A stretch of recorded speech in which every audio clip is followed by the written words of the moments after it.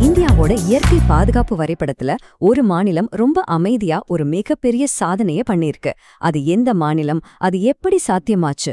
வாங்க இந்த ஈரநிலங்களோட அற்புதமான உலகத்துக்குள்ள ஒரு பயணம் போலாம். முதல்ல இந்த ஒரு கேள்வியோட ஆரம்பிக்கலாம். ஒருவேளை உங்க மனசுல சில மாநிலங்களோட பேர் வரலாம், ஆனா உண்மையான பதில் உங்களை கண்டிப்பா ஆச்சரியப்படுத்தும். நாம இந்த விஷயத்துக்குள்ள ஆழமா போறதுக்கு முன்னாடி ராம்சர் தலம் அப்படின்னா என்னன்னு முதல்ல புரிஞ்சுக்கலாம். இது சும்மா தண்ணி தேங்கி நிக்கிற இடம் கிடையாதுங்க.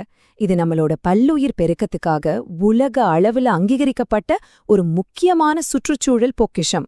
சரி, இந்த ராம்சர் தளங்களை பாதுகாக்கிறது ஏன் இவ்ளோ முக்கியம்னு நினைக்கிறீங்க? அதோட மதிப்பை நம்ம ஒரு 4 முக்கியமான தூண்களா பிரிச்சு பார்க்கலாம். வாங்க ஒவ்வொன்னா பாப்போம். முதல் தூண் சூழலியல்.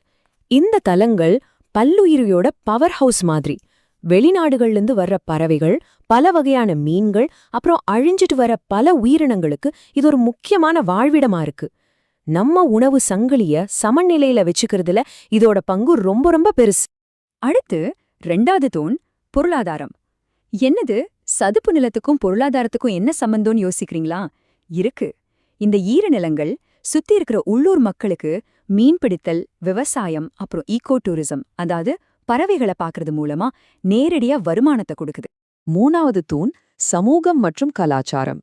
பல சமூகங்களுக்கு இந்த ஈரநிலங்கள் உணவு பாதுகாப்பையும் அவங்களோட பாரம்பரியமான வாழ்வாதாரங்களையும் கொடுக்குது.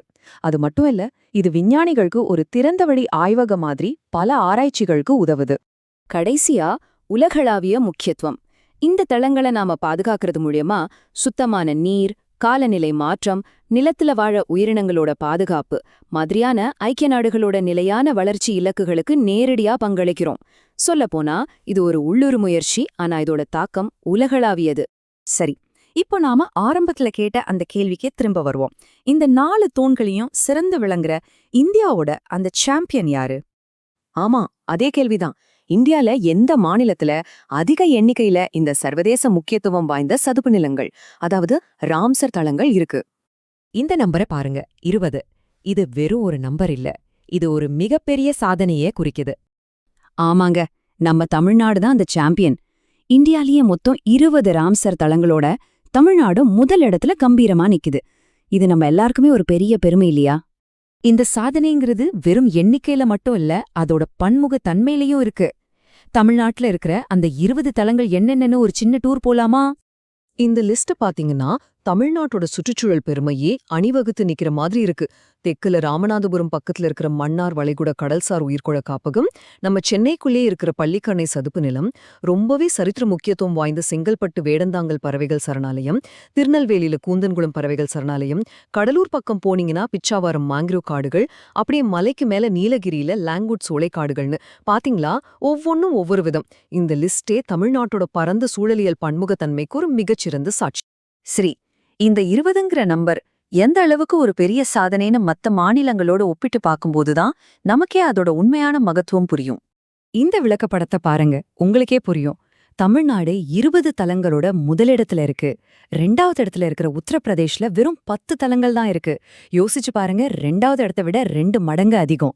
இந்தியால இருக்கிற மொத்த 96 தலங்கள்ல கிட்டத்தட்ட 5ல் 1 பங்கு நம்ம தமிழ்நாட்டுல இருக்குங்கிறது எவ்வளவு பெரிய விஷயம். இந்த வரிகள் ஒரு ரொம்ப முக்கியமான விஷயத்த நமக்கு ஞாபகப்படுத்துது. தமிழ்நாட்டோட இந்த வெற்றிய நாம ஒரு உள்ளூர் சாதனையா மட்டும் பார்க்கக்கூடாது.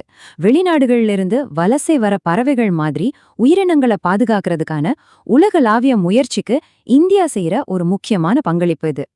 அப்போ தமிழ்நாட்டோட இந்த மகத்தான வெற்றிக்கு பின்னாடி என்ன இருக்கு? வெறும் எண்கள் மட்டுமா? இல்ல, இதுக்கு பின்னாடி உள்ளூர் மக்களோட பங்களிப்பு, அரசாங்கத்தோட உறுதியான கொள்கைகள், அப்புறம் அறிவியல் ரீதியான அணுகுமுறைன்னு ஒரு பெரிய கூட்டணி இருக்கு. இந்த வெற்றிகரமான மாதிரியிலிருந்து மத்த மாநிலங்களும், ஏன் உலக நாடுகளுமே கத்துக்க வேண்டிய பாடங்கள் என்னவா இருக்கும்? இத பத்தி நம்ம எல்லாரும் யோசிக்க வேண்டிய ஒரு முக்கியமான கேள்வி.